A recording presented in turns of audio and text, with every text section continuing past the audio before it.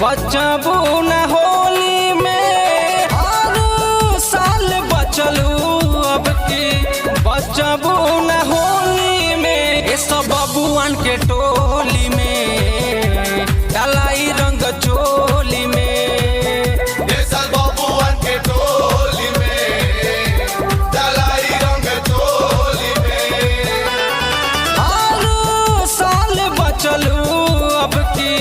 बचबू न होली में हर साल बचलू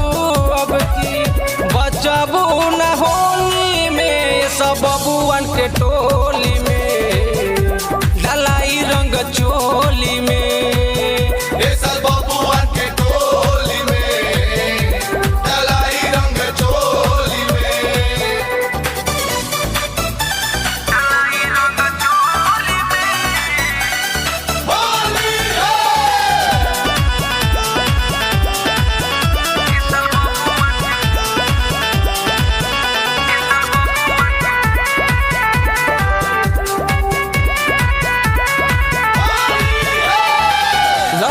लमका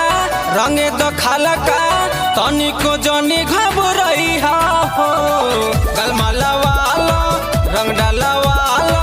मौका के फायदा उठई हो लहई लमका रंगे तो खालका तनिको जनी घबरई हो गलमाला वाला रंग डाला वाला मौका के फायदा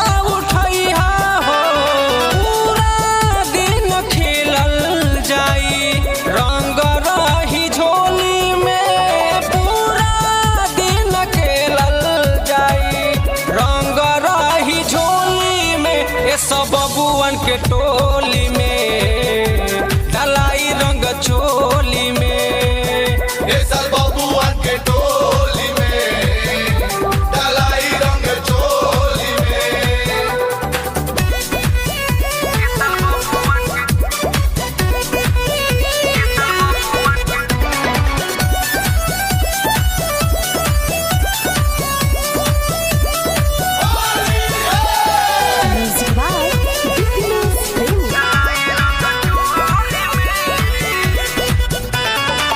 सरिया के भीतरी घुस जाई मुसरी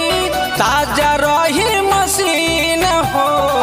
गौतम रंजन पप्पू भी आई है हो जाई दिलीन हो सरिया के भीतरी घुस जाई मुसरी ताजा रही मशीन हो गौतम रंजन पप्पू भी आई है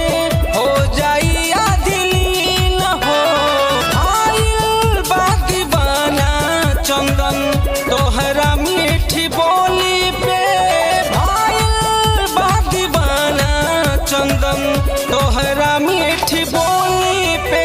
सब बबुआन के टोली